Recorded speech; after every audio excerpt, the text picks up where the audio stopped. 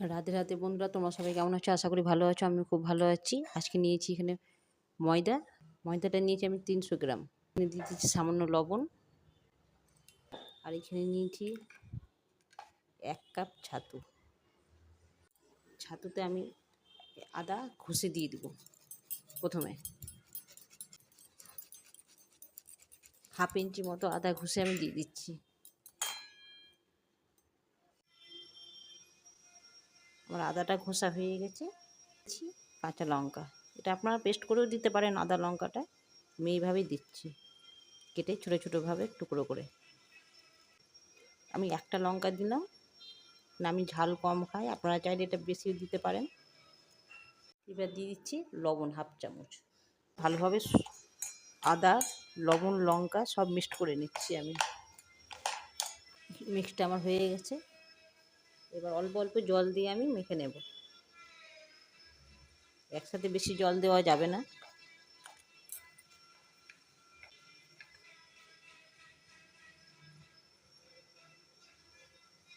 এটা একটু দলা দলা যেন হয় সেইভাবে এটা মাখতে হবে, মানে মুঠো করা যায় যেন। বারবার আমি অল্প অল্প জল দিয়ে মেখে নিচ্ছি ছাতুটা, ছোলার ছাতু। এবার দেখে নিতে হবে দলা হচ্ছে। হ্যাঁ, আমার এটা দলা হয়ে গেছে। এই দেখেন মুঠো মুঠো হয়ে যাচ্ছে। এবার ভাববেন যে ছাতুটা আমার মাখা হয়ে গেছে। এবার আমি ময়দাটা মেখে নেব। লবণ দিয়ে রেখেছিলাম যে ময়দাটা মেখে নিচ্ছি। আগে লবণটা মিক্সড করে নিচ্ছি।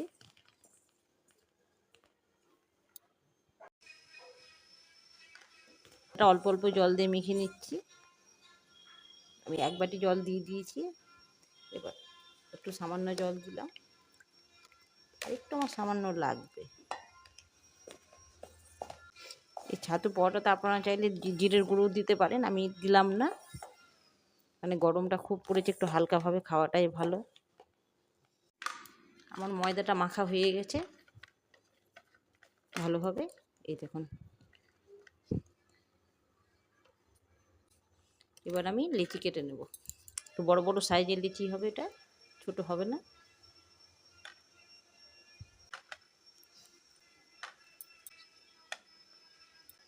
আমার লিচিগুলো হয়ে গেছে। এটা আমি এক সাইড করে রেখে দেবো ঢাকা দিয়ে।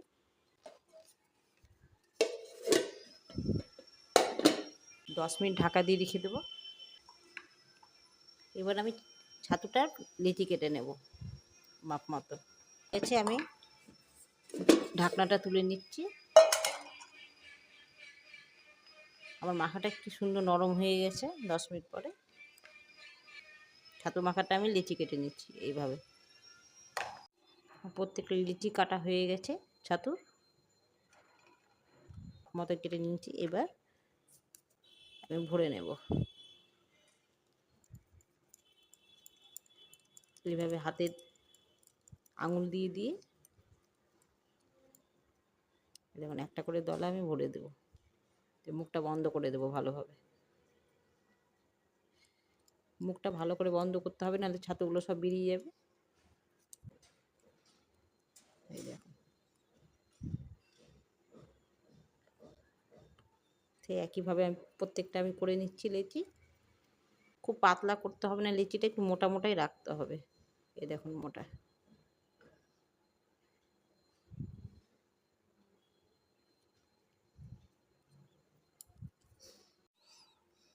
আমার প্রত্যেকটা ছাতু ভরা হয়ে গেছে লিচির ভেতরে।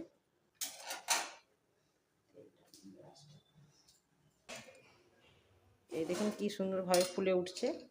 আমি কিন্তু ময়াম দিইনি।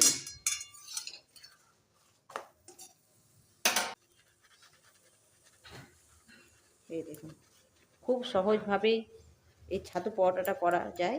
খুব অল্প সময়ে হয়ে যায়। কত সুন্দরভাবে ফুলে যাচ্ছে।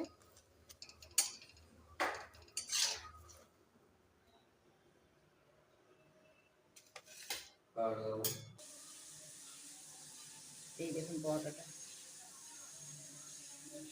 ফুটটা দেখছেন কি সুন্দরভাবে ফুটটা কি সুন্দরভাবে ফুলে উঠেছে। যে বন্ধুরা, আর একটা আমি ভেজে নিচ্ছি একইভাবে। কত সহজ এই পরোটাটা তৈরি করা, খুব অল্প সময়ে হয়ে যায়, টেস্টও খুব অসাধারণ হয়, খেতে একটা দুর্য পরোটাটা। হ্যাঁ, আমি কিন্তু ময়াম ছাড়াই আমি এরকম ফুলে দেখাচ্ছি, কোনো ময়াম বা কোনো ভাজভাবে কোনো আমি ময়দাটা মাখা কি বেলা কোনো ইয়ে করিনি, সাধারণভাবে করেই আমি দেখুন ফুলে দেখাচ্ছি। এটা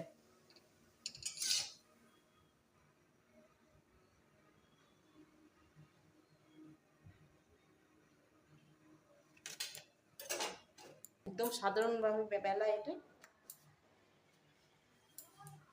শুধু হালকা হালকা করে একটু ময়দা লাগিয়ে দিতে হবে, তাহলে হয়ে যাবে। আর একটু হালকা হাতে শুধু একটু বেলতে হবে, তাহলে আপনাদের পরোটা পারফেক্ট হবে।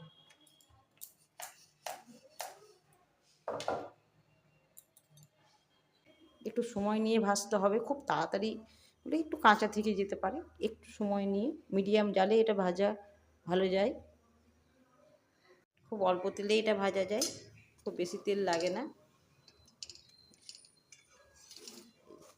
এক পাট হয়ে গেছে আমার, সুন্দরভাবে ফুলছে প্রত্যেকটা পরোটা। আমি কিন্তু বেশি তেল ব্রাশও করছি না, একবার তেল নিয়ে ব্রাশে আমি লাগাচ্ছি। এই দেখুন প্রত্যেকটা পরোটা ফুলছে।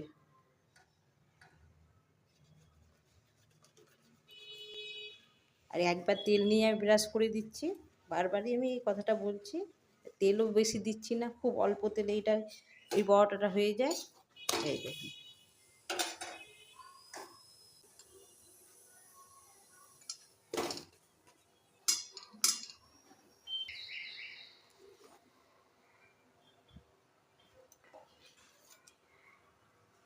একইভাবে আমি ভিজে নিচ্ছি প্রত্যেকটা পরোটায়। প্রত্যেকটা পরোটা ভাজা হয়ে গেছে আমার। পরোটাটি ভালো লাগলে, ছাতু পরোটাটি ভালো লাগলে অবশ্যই বন্ধুরা কমেন্টে জানাতে ভুলবেন না, লাইক করবেন, শেয়ার করবেন, চ্যানেলটিকে সাবস্ক্রাইব করবেন। খুব অল্প সময়ে এই পরোটাটা, ছাতু পরোটা বানানো যায় খুব সহজভাবে, খুব খুব সহজভাবে এই পরোটাটি, ছাতু পরোটাটি বানানো যায় খুব অল্প সময়ে, অল্প তেলে। একবার হলেও আপনারা বানিয়ে খেয়ে দেখবেন বন্ধুরা, হাতে কম কম সময়ে এই খাবারটি করে খাওয়া যায়।